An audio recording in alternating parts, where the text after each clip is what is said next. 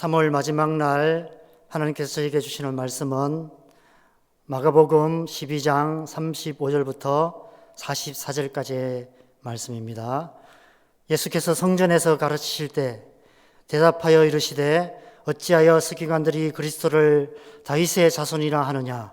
다윗이 성령에 감동되어 친히 말하되 주께서 내 주께 이르시되 내가 내 원수를 내 발 아래에 둘 때까지 내 우편에 앉았으라 하셨도다 하였느니라. 다윗이 그리스도를 주라 하였은즉 어찌 그의 자손이 되겠느냐 하시니 많은 사람이 즐겁게 듣더라.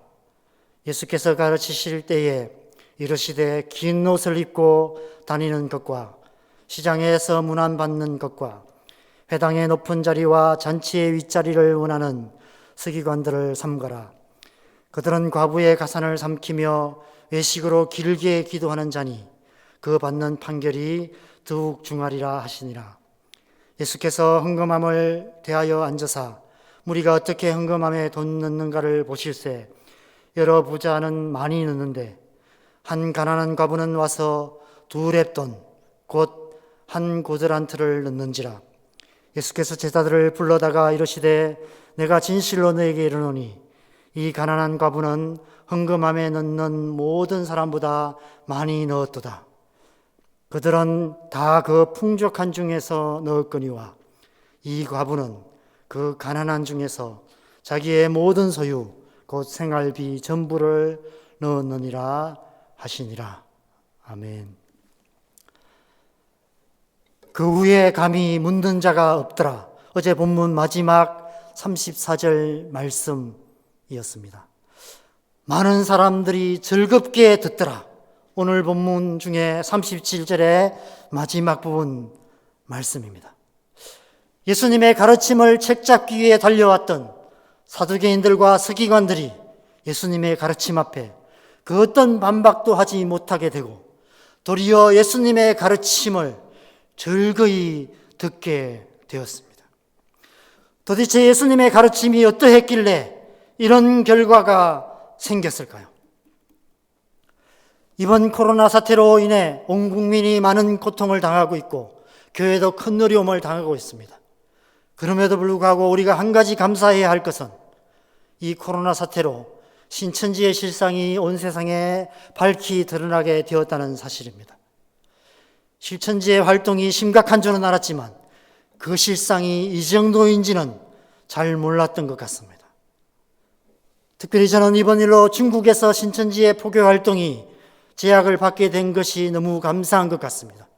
만약 중국의 신천지가 확산된다면 온 세계가 걷잡을 수 없는 상황에 처하게 되었을지도 모릅니다.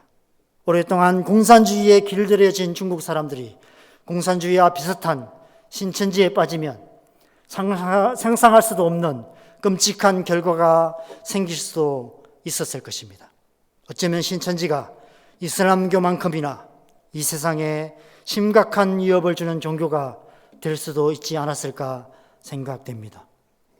그래서 하나님께서 이 일을 통해 신천지의 영향력을 흩어버리신 것이 아닐까 생각됩니다.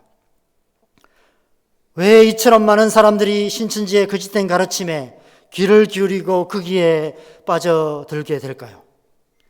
며칠 전 어떤 초신자이신 성도님께서 제게 신천지가 저렇게까지 되도록 교회가 무엇을 했는가라는 질문을 하셨습니다.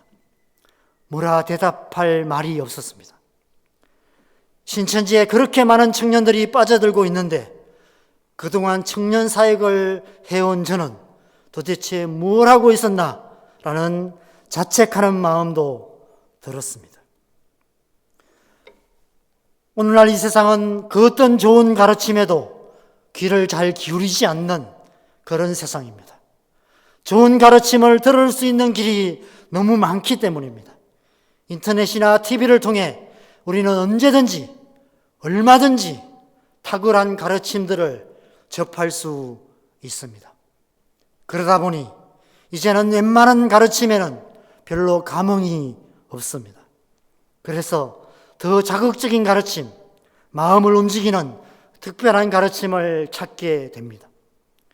이단들이 바로 그 점을 노려서 자극적인 가르침으로 사람들의 마음을 미혹하여서 이단에 빠지게 만들고 있는 것이 아닐까 생각됩니다. 이러한 때 우리는 어떻게 해야 할까요? 하나님의 말씀을 전하는 사역자로서 저는 어떻게 해야 하며 모든 민족에게 하나님의 말씀을 전하고 가르쳐 지키게 하라는 지상명령을 받은 교회는 어떻게 그 사명을 감당할 수 있을까요?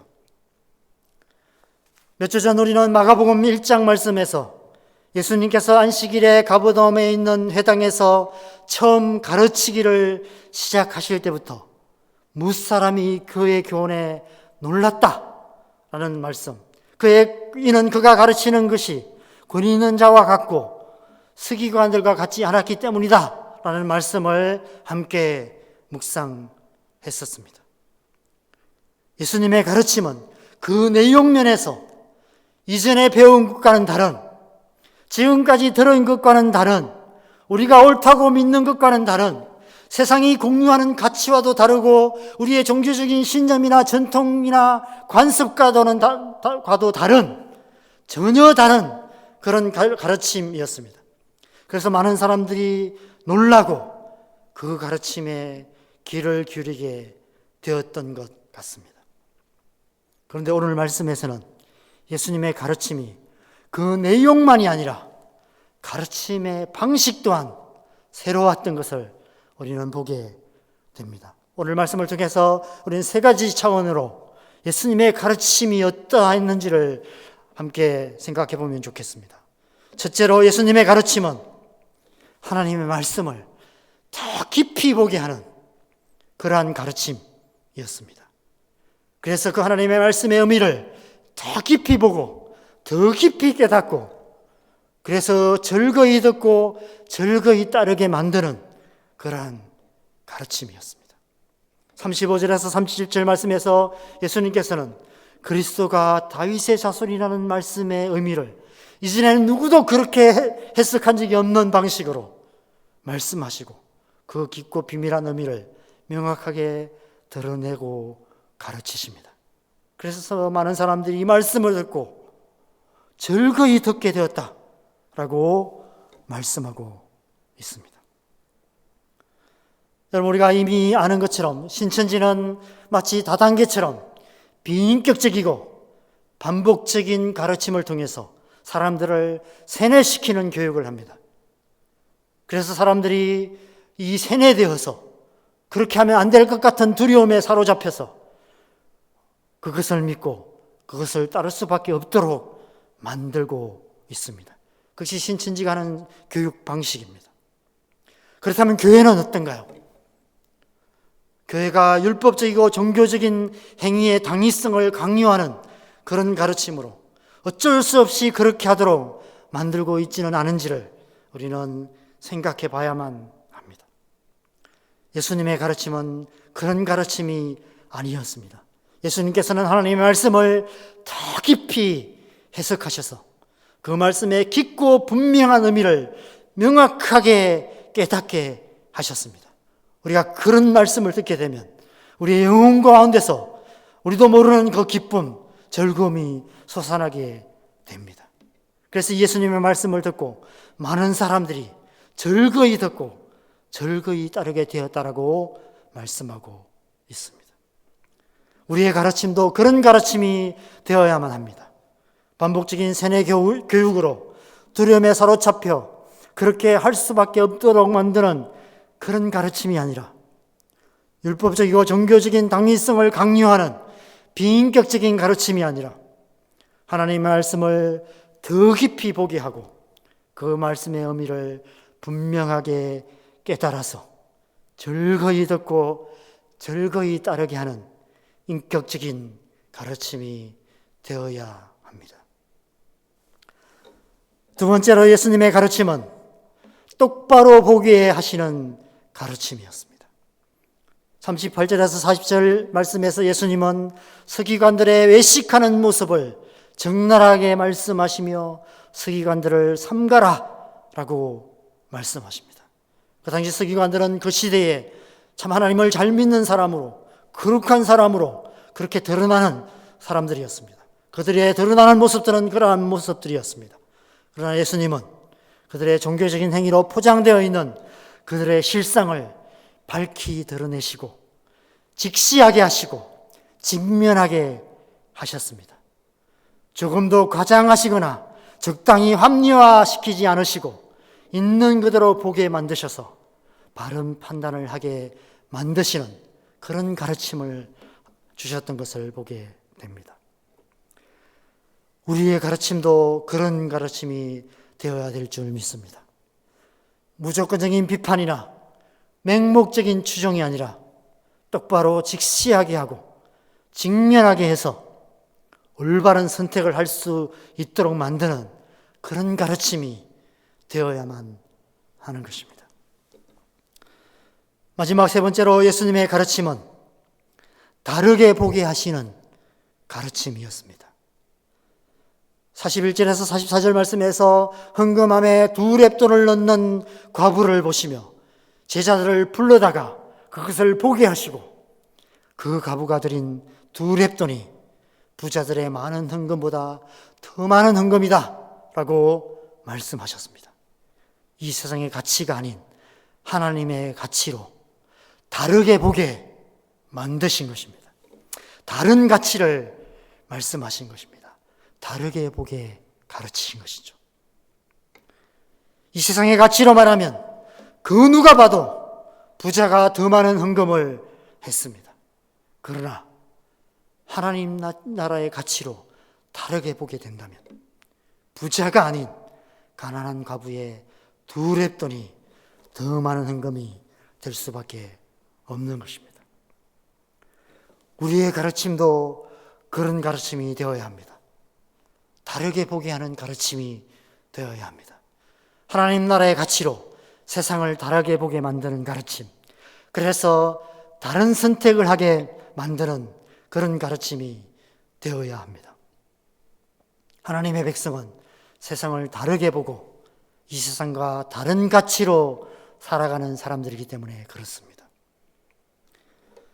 저는 오늘 이 말씀을 묵상하면서 지금 이 시대에 교회가 살 길은 그런 가르침을 회복하는 길밖에 없지 않을까 하는 생각이 들었습니다. 그 어느 때보다도 하나님의 말씀을 잘 가르치는 사역자들이 필요한 때입니다. 오늘 말씀의 예수님처럼 하나님의 말씀을 더 깊이 보게 하고 똑바로 보게 하고 다르게 보게 만들어 하나님의 백성들이 하나님의 백성답게 살게 만드는 잘 가르치는 말씀 사역자들이 필요한 때인 것 같습니다. 그런 사역자들이 일어나도록 기도해야만 합니다. 저를 포함한 우리 교회의 모든 말씀 사역자들이 그런 사역자들이 되도록 기도해 주시기 바랍니다. 또한 하나님의 말씀을 잘 가르치는 교사들이 일어나도록 기도해야 합니다. 뿐만 아니라 온 교회 모든 성도들이 우리의 자녀들을 잘 가르치는 그런 가정이 되고 우리의 다음 세대들을 잘 가르치는 그런 교회가 되도록 기도해야 합니다.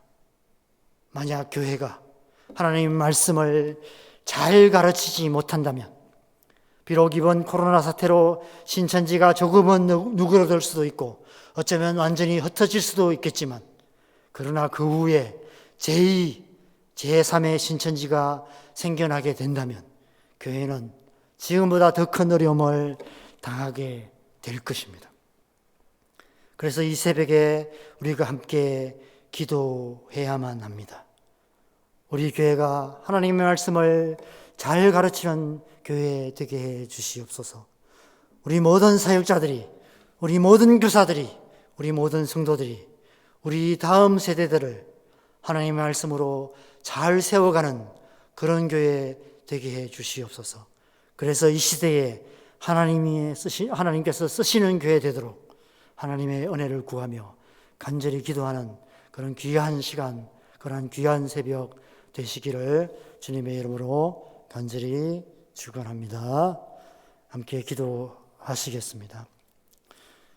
하나님, 이 시대에 그 무엇보다도 하나님의 말씀을 잘 가르치는 그런 사역자들, 그런 교회가 필요한 그런 시대인 것을 다시 한번 생각해 보게 됩니다.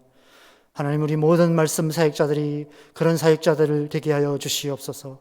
하나님의 말씀을 깊이 보고, 하나님의 말씀을 똑바로 보고, 하나님의 말씀을 다르게 보며, 그래서 하나님의 말씀을 잘 가르쳐서 하나님의 말씀대로 살아가는, 하나님의 백성들을 세워가는 그런 사역자들 되고 그런 교회 되게 하여 주시옵소서. 하나님, 우리 남산교회가 그런 교회 되어서 이 시대에 무엇보다도 우리의 다음 세대들을 하나님 말씀으로 바로 세워서 이 마지막 시대에 하나님 나라를 이루어가는 그런 하나님의 일꾼들을 세워가는 그런 교회, 다음 세대들을 잘 가르치는 그런 교회 될 수 있도록 축복하시고 함께하여 주시옵소서. 우리의 기도를 통해서 하나님 우리 교회에 새 일을 행하실 것을 저희가 믿습니다.